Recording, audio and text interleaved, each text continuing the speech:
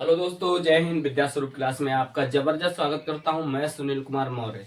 चलिए आज देखते हैं हम लोग पढ़ रहे थे अणु संख्या गुणधर्म या आणविक द्रव्यमान में लेक्चर नंबर 15 में हम लोगों ने मतलब जो इसकी पहला गुण होता है पहला गुण होता है वाष्प दाब में आपेक्षिक अवनमन। वहां तक हम लोगों ने क्लियर कर लिया था। आज हम लोग देखने वाले हैं क्वथनांक में उन्नयन। क्या होता है उन्नयन? उन्नयन का मतलब होता है, मैंने आपको बताया था, उन्नयन का मतलब होता है वृद्धि। ठीक है, बात करते हैं उन्नयन। ठीक है,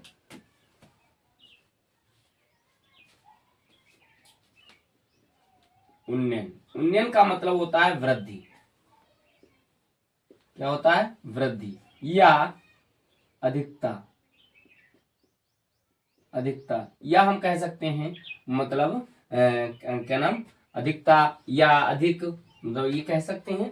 तो ये सारे मतलब उन्नयन का मतलब होता है वृद्धि होती है, अधिकता होता है, या हम कह सकते हैं मतलब बढ़ना भी कह सकते हैं, मतलब वृद्धि होना भी कह सकते हैं या बढ़ना। मतलब सारे पॉइंट टर्म एक ही जैसे हैं, मतलब अर्थ एक ही जैसा प्रकट कर रहे हैं। मतलब उन्नयन का मतलब होता है वृद्धि, अधिकता या बढ़ना। ठीक है, अब हम लोग पढ़ना है, आज हमारे दूसरे नंबर का है उन क्वथनांक में उन्नयन।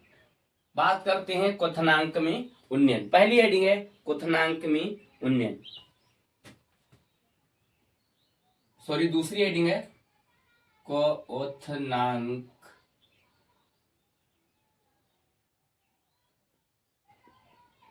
क्वथनांक में उन्नयन।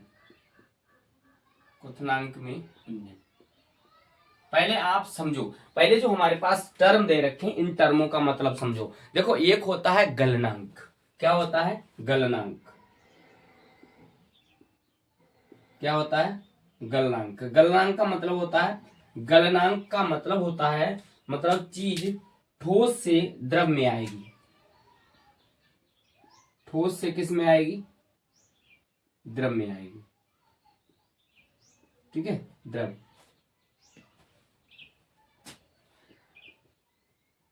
ठोस से किस में आएगी? द्रव में आएगी। ठीक है, बात करते हैं। उसके बाद एक होता है गलनांक हो गया, एक हो गया क्वथनांक। ठीक है, क्वथनांक।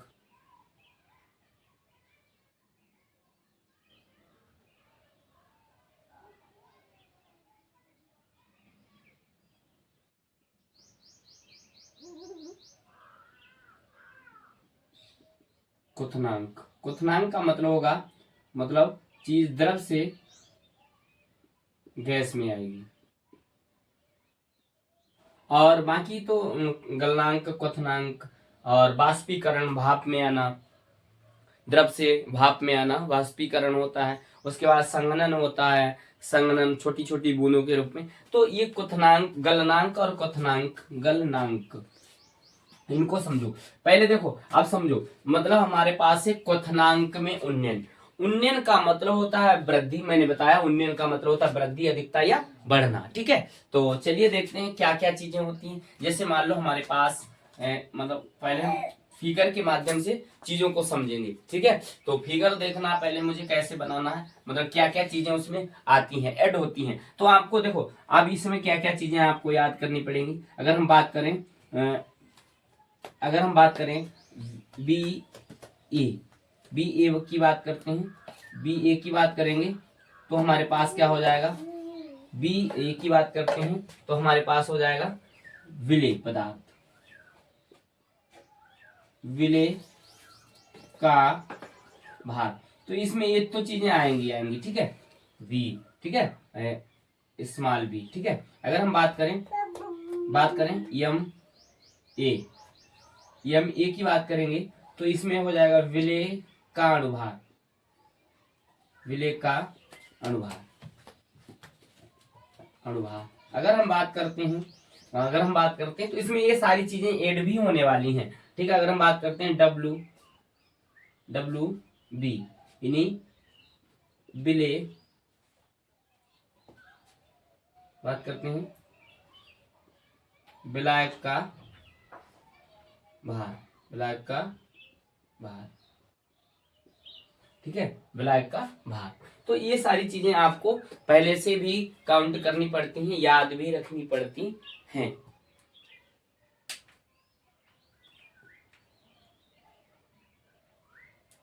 ठीक है, तो ये भी तो चीजें हैं, तो आपको याद रखनी पड़ती हैं। उसके बाद देखते हैं, अच्छा समझते हैं, जो हमारा पॉइंट है उस पर हम लोग आते हैं, बात करते हैं। जैसे मान लो हमारे पास ये है,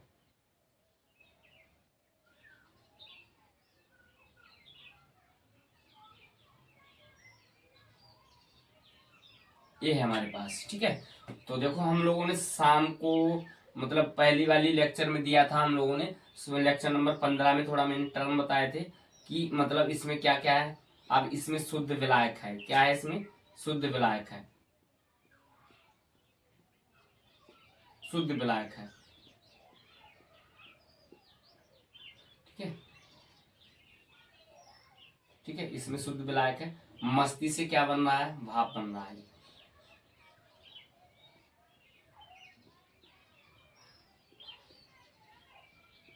ठीक है, भाप बन रहा है।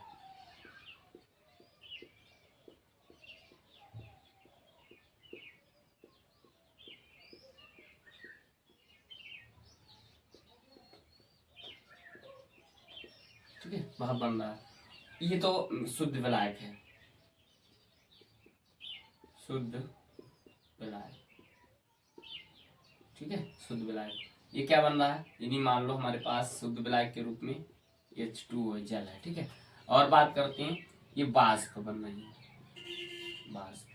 ठीक है, मतलब उबलने के मतलब कगार पर होता है। अच्छे से मतलब जो मूव करते हैं, गति करने लगते हैं, अणु, अणु हो सकते हैं, सॉरी, परमाणु हो सकते हैं, अणु हो सकते हैं, आयन हो सकते हैं, मतलब यही चीजें हो सकती हैं। तो बात करते हैं, ये मतलब हमारे जो विलायक के, शुद्ध विलायक के अणु है।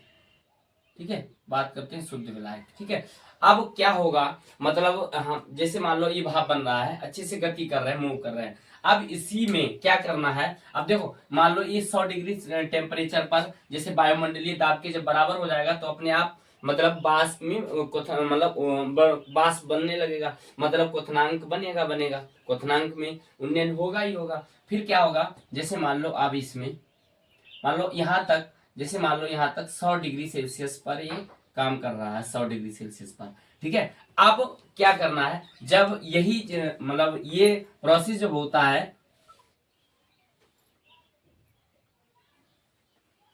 ठीक है,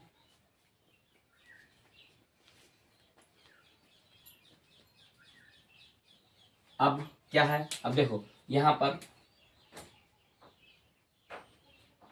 ठीक है, अब मान लो यहाँ पर ये है हमारे पास,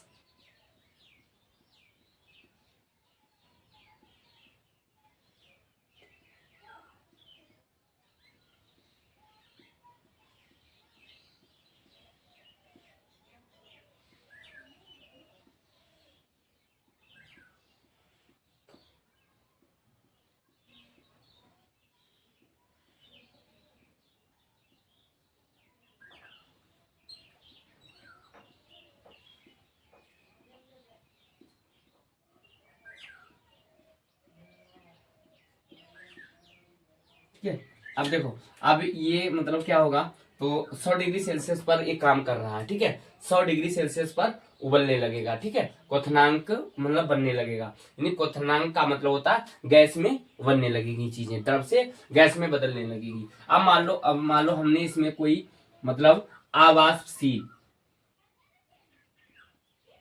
अवाष्पशील ठोस विलेय पदार्थ, ठीक है, आवासशील ठोस विलेय पदार्थ, वो मैं नीले कलर में करता हूं। ठीक है, जिससे चीजें आपको एकदम क्लियर रहेंगी।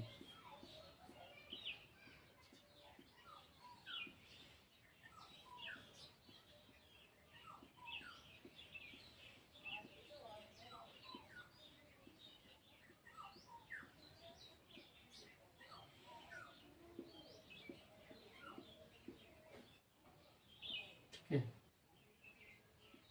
आप देखो ये क्या है, मतलब जो नीले कलर में है ये है आपके आवासशील, ये क्या है, ये है विलायक, विलायक, ठीक है। ये क्या है, विलायक, यानी कैसा, शुद्ध विलायक। बात करें शुद्ध विलायक, शुद्ध है,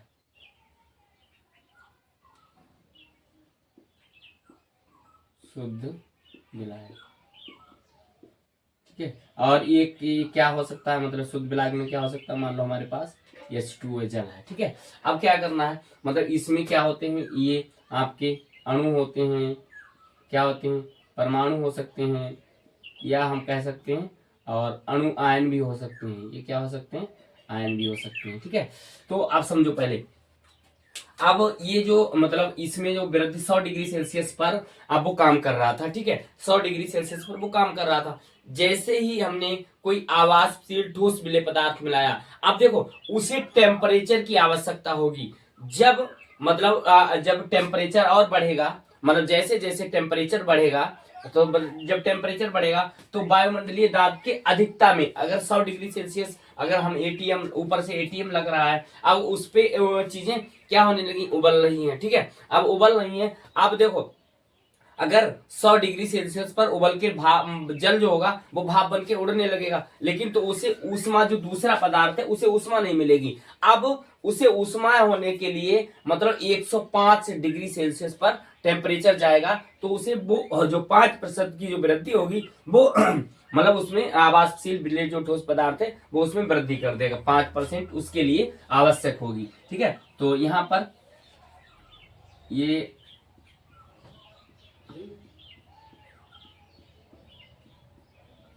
ऐसे करके, ठीक है।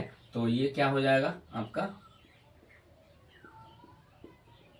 मतलब 100 डिग्री सेल्सियस पर तो ये उबल रहा था, अब इसे वृद्धि करने के लिए तो कितना हो जाना चाहिए, 105 हो जाएगा। अब 105 हो जाएगा तो उसके उसमें क्या होने लगेगी, क्वथनांक में क्या होने लगेगी, उन्नयन होने लगेगा, यानी वृद्धि होने लगेगी, क्या होने लगेगी, वृद्धि होने लगेगी, ठीक है। अब ये अणु जो है वो मतलब ये वाले नीले वाले अणु है, ये भी गति करने लगेंगे, मतलब ऐसे भी ये भी गति करने लगेंगे, ठीक है।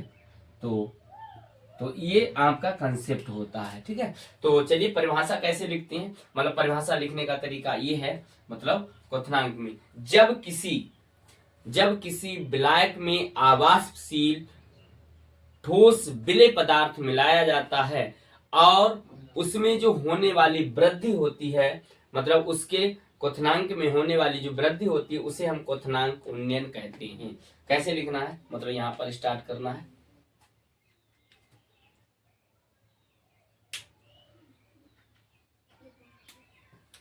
जब किसी,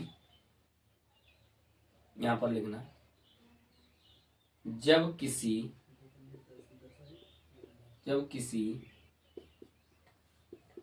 विलायक में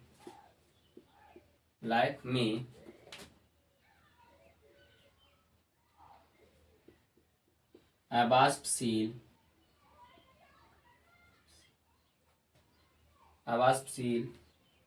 जब किसी विलायक में आवासशील विलेय ठोस पदार्थ मिलाया जाता है,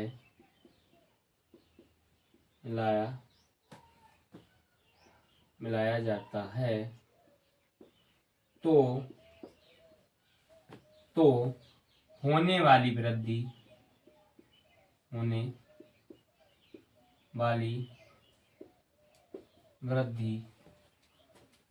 जब किसी विलायक में आवासशील विलेय ठोस पदार्थ मिलाया जाता है तो होने वाली वृद्धि को क्वथनांक में उन्नयन कहते हैं,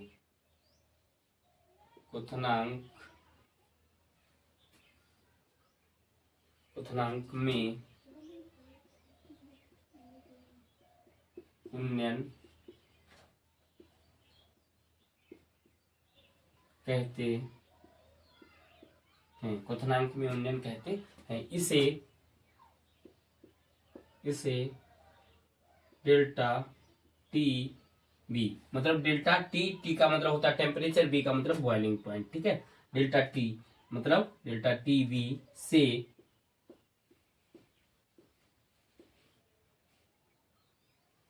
टीवी से प्रदर्शित किया जाता है। ठीक है, अब देखो ये यहाँ पर डेल्टा क्या होता है, समझो पहले। डेल्टा होता है परिवर्तन, परिवर्तन, ठीक है। और टी क्या होता है, टी होता है ताप। अब बात करते हैं बी का मतलब होता है, मतलब बी का मतलब होता है वॉल्यूम, मतलब बॉइलिंग पॉइंट यानी क्वथनांक, क्वथनांक। अब पूरे को कहा जाता है क्वथनांक में उन्नयन, ठीक है, परिवर्तन, ठीक है। पूरे को कहा जाता है क्वथनांक में उन्नयन, ठीक है। तो जब किसी विलायक में आवासशील, जब किसी विलायक में आवासशील ठोस पदार्थ मिलाया जाता है तो होने वाली वृद्धि को क्वथनांक में उन्नयन कहते हैं। इसे डेल्टा टीवी से प्रदर्शित किया जाता है, ठीक है। और ये इसमें एक फार्मूला निकल के आता है, तो आप चीजों को फार्मूला भी लिख सकते हैं। तो फार्मूला क्या होता है इसमें, क्वथनांक में उन्नयन, क्वथनांक में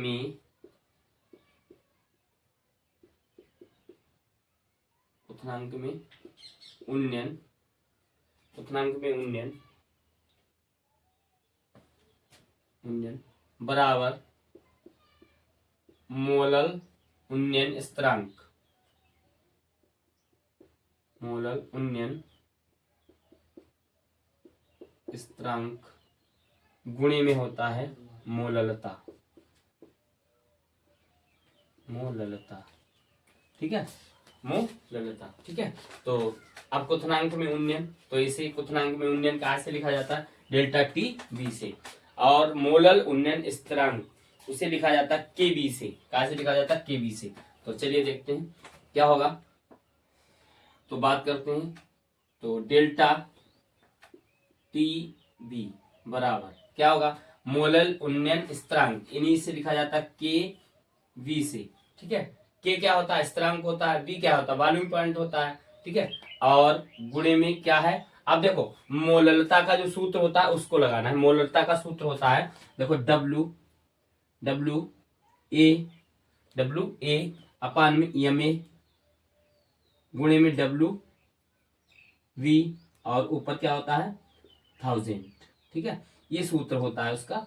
तो ये सूत्र आपको इसमें लगाना पड़ता है। तो देखो इसका सूत्र क्या हो जाएगा, तो डब्लू ए क्या हो जाएगा, डब्लू ए अपान में एम ए और गुणे में डब्लू वी, और ऊपर क्या जाएगा सॉरी ऊपर जाएगा 1000, क्या जाता है 1000। तो ये आपका सूत्र बन, इसे और भी सिस्टमेटिक तरीके से भी लिख सकते हो। कैसे लिखना है तो चलिए देखते हैं। अब देखो डेल्टा टीवी, अब देखो इसको हम इधर ले आएंगे, 1000 गुणे में केबी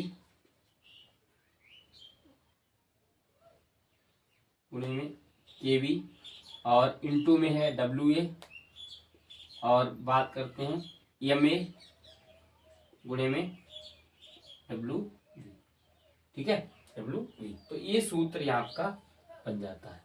अगर हम बात करें तो ये सूत्र इसमें न्यूमेरिकल में काम करता है। तो चीजें क्या क्या है उन्हें हम यहाँ पर लिखते हैं, चीजें जो एकदम स्पष्ट हो जाएंगी। जहां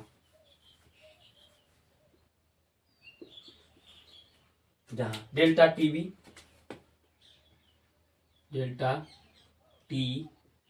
बी बराबर के बी बराबर डब्लू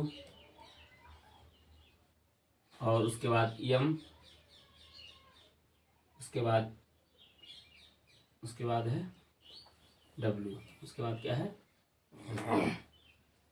मतलब ये स्मॉल होते हैं, ये एम, ठीक है। तो क्या क्या चीजें हो जाएंगी। अब डेल्टा टीबी क्या है, तो डेल्टा टीबी है क्वथनांक में उन्नयन, क्वथनांक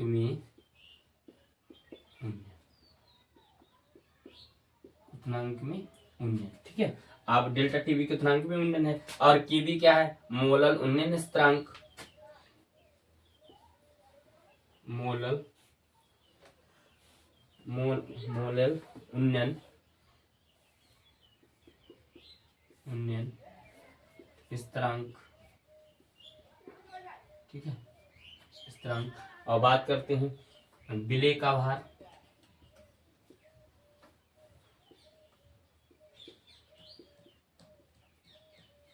विलेय का भार WA भी लिख सकते हैं और MA भी लिख सकते हैं। विलेय का अनुभार,